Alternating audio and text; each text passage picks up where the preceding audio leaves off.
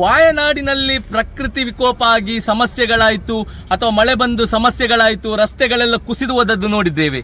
ಆದರೆ ಅಂಥ ಒಂದು ಪರಿಸ್ಥಿತಿಗೆ ನಮ್ಮ ಮಂಗಳೂರಿನ ಎಡಪದವು ಜಾಗದಲ್ಲಿ ಅದಕ್ಕೊಂದು ದಾರಿ ಮಾಡಿಕೊಡ್ತಿದ್ದಾರಂತಲೇ ಹೇಳ್ಬೋದು. ಯಾಕಂತೇಳಿದರೆ ನೋಡಿ, ಪ್ರಕೃತಿ ವಿಕೋಪ ಆದರೆ ಅದು ನಮ್ಮ ತಪ್ಪಲ್ಲ, ಅದು ಪ್ರಕೃತಿಯಿಂದ ಆದಂಥ ಒಂದು ಅನಾಹುತ.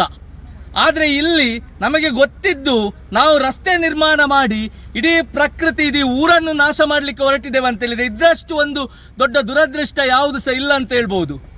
ಇಲ್ಲಿ ಒಂದು ನೋಡ್ಬೋದು ನೋಡಿ, ಯಾವುದೇ ಒಂದು ರಸ್ತೆಗಳನ್ನು ನಿರ್ಮಿಸುವಾಗ ಒಂದು ಒಳ್ಳೆ ರೀತಿಯಲ್ಲಿ ತಡೆಗೋಡೆಗಳನ್ನು ನಿರ್ಮಿಸ್ತಾರೆ, ಮೊದಲಿಗೆ ಒಂದು ತಡೆಗೋಡೆಗಳನ್ನು ಹಾಕ್ತಾರೆ.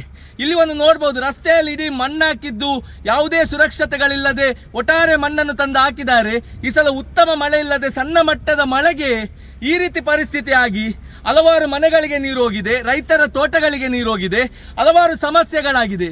ಇಷ್ಟು ಸಮಸ್ಯೆಗಳಾದಾಗ ಇದನ್ನು ಸಂಬಂಧಪಟ್ಟಂತಹ ಅಧಿಕಾರಿಗಳಿಗೆ ಹೇಳಿದ್ರೆ ಅವರು ಹೇಳ್ತಾರೆ ನ್ಯಾಷನಲ್ ಹೈವೇ ಅವರ ತಪ್ಪು, ಅವರನ್ನು ಕೇಳಿ ಅಂತ ಹೇಳ್ತಾರೆ. ನ್ಯಾಷನಲ್ ಹೈವೇ ಅವರ ಹತ್ರ ಕೇಳಿದ್ರೆ ಅವರಲ್ಲಿ ಆನ್ಸರ್ ಕೊಡುವವರಿಲ್ಲ, ಭಾಷೆ ಗೊತ್ತಿಲ್ಲದವರೇ ಇಲ್ಲಿ ಇರುವುದು, ಜನರ ಸಮಸ್ಯೆಗೆ ಸ್ಪಂದಿಸುವವರಿಲ್ಲ.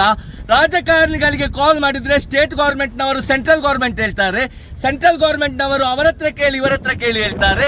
ಕೆಲವು ರಾಜಕಾರಣಿಗಳು ಆತ್ಮೀಯರಿದ್ದಾರೆ ಅಂತ ಹೇಳಿ ಕಾಲ್ ಮಾಡಿದ್ರೆ ಅವರೇನು ಹೇಳ್ತಾರೆ ಅಂತ ಹೇಳಿದ್ರೆ ನೀವು ಕಂಪ್ಲೇಂಟ್ ಕೊಡಿ ಅಂತ ಹೇಳ್ತಾರೆ. ಜನರ ನೋವಿಗೆ ಒಂದು ಸ್ಪಂದಿಸುವಂತಹ ಒಂದು ಗುಣವೇ ಇಲ್ಲ.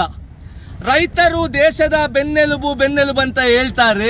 ಇಲ್ಲಿ ರೈತರ ಬೆನ್ನೆಲುಬು ಮುರಿಯುವಂತ ಘಟನೆಗಳು ಆಗ್ತಾ ಇದೆ. ಎಷ್ಟೋ ಮಂದಿ ಕೃಷಿಕರು ಸಮಸ್ಯೆ ಅನುಭವಿಸ್ತಾ ಇದ್ದಾರೆ. ಆದರೆ ಇಲ್ಲಿ ಅಧಿಕಾರಿಗಳು, ರಾಜಕಾರಣಿಗಳು ಗಟ್ಟಿ ನಿದ್ರೆ ಮಾಡ್ತಾ ಇದ್ದಾರೆ. ನೋಡಿ, ಇಲ್ಲಿ ಒಂದು ವಿಷಯ ಏನು ಸಿಕ್ಕಿತಂತ ಹೇಳಿದ್ರೆ, ವಾಯನಾಡಲ್ಲಿ ಲಾಸ್ಟ್ ಟೈಮ್ ಒಂದು ದುರಂತ ಆಯಿತು. ಅಲ್ಲಿ ಯಾರು ಕಾಂಟ್ರಾಕ್ಟರ್ ತೆಗೆದುಕೊಂಡಿದ್ದಾರೆ ಅವರೇ ಇಲ್ಲಿ ಕಾಂಟ್ರಾಕ್ಟರ್ ತೆಗೆದುಕೊಂಡಿದ್ದಾರೆ ಎಂಬಂತ ಮಾತುಗಳು ಬರ್ತಾ ಇದೆ. ದಯವಿಟ್ಟು ರಾಜ್ಯ ಸರ್ಕಾರ ಅದನ್ನು ಕೂಡ ಪರಿಶೀಲಿಸಬೇಕು, ಅಥವಾ ಸೆಂಟ್ರಲ್ ಗೌರ್ಮೆಂಟ್ ಇದನ್ನು ಪರಿಶೀಲಿಸಬೇಕು. ಈ ರೀತಿ ಅನಾಹುತಗಳಾಗುವಾಗ, ಈ ರೀತಿ ಒಂದು ಬೇಜವಾಬ್ದಾರಿಯಿಂದ ಅನಾಹುತಗಳಾದಾಗ ಅಂತ ಕಾಂಟ್ರಾಕ್ಟರ್ ತೆಗೆದುಕೊಂಡವರನ್ನು ಬ್ಲಾಕ್ ಲಿಸ್ಟಿಗೆ ಹಾಕುವಂತ ಕೆಲಸವನ್ನು ಮಾಡ್ತಾ ಇಲ್ಲ.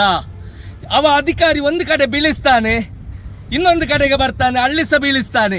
ಇವರಿಗೊಂದು ಸಾಮಾನ್ಯವಾದ ಪರಿಜ್ಞಾನ ಇಲ್ಲ.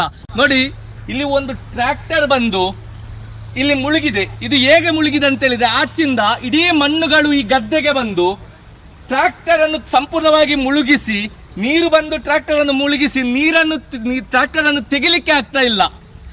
ದೇಶದ ಬೆನ್ನೆಲುಬು ರೈತರಂತ ಹೇಳುವಂತ ನಕಲಿ ರಾಜಕಾರಣಿಗಳೇ ರೈತರೇ ಸಮಸ್ಯೆ ಅನುಭವಿಸ್ತಿರುವುದು, ನಿಮ್ಮ ಕಾಂಟ್ರಾಕ್ಟರ್ನವರಲ್ಲ.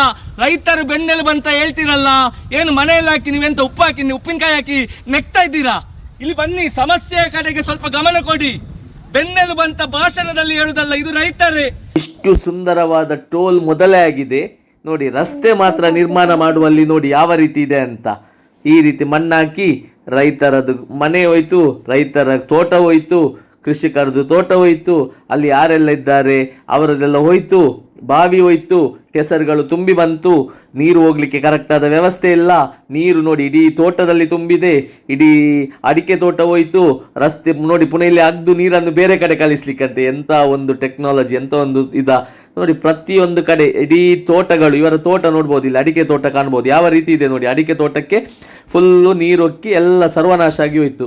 ಇನ್ನು ಇವರ ನಷ್ಟಕ್ಕೆ ಯಾರು ಕೊಡ್ತಾರೆ? ಪ್ರಕೃತಿ ವಿಕೋಪ ಆದದಲ್ಲ ಇದು ಇವರು ಮಾಡಿದ ಕರ್ಮದ ವಿಕೋಪದಿಂದಾಗಿ ಇಲ್ಲಿ ಜನರು ಅನುಭವಿಸುವ ಪರಿಸ್ಥಿತಿಗೆ ಬಂದಿದೆ. ಈ ರಸ್ತೆದು ಇದರಿಂದಾಗಿ ಎಲ್ಲ ನೀರುಗಳು ಆಚೆ ಹೋಗಿ ಕೆಸರುಗಳು ತುಂಬಿ ಅವರ ಇಡೀ ತೋಟಗಳೇ ಸರ್ವನಾಶ ಆಗಿ ಹೋಯಿತು. ಎಂಥ ಅವಸ್ಥೆ! ನಮಗಿದೆಲ್ಲ ಬೇಡ ಸ್ವಾಮಿ, ನಮಗಿದೆಲ್ಲ ಬೇಡ. ಪಾಪದವ ರೈತ ಯಾರು ಸತ್ರು ನಮಗೇನು? ನಮಗೆ ರಾಜಕೀಯ, ನಾವು ರಾಜಕೀಯ ಮಾತ್ರ ಮಾತಾಡುವ, ಬೇರೆ ಯಾವುದು ಬೇಡ. ರಾಜಕೀಯದಲ್ಲಿ ಯಾರಿಗೆ ಲಾಭ ಇದೆ ಅದು ಮಾತ್ರ ಮಾತಾಡುವ. ಅಧಿಕಾರಿಗಳು ಮೌನವಾಗಿದ್ದಾರೆ.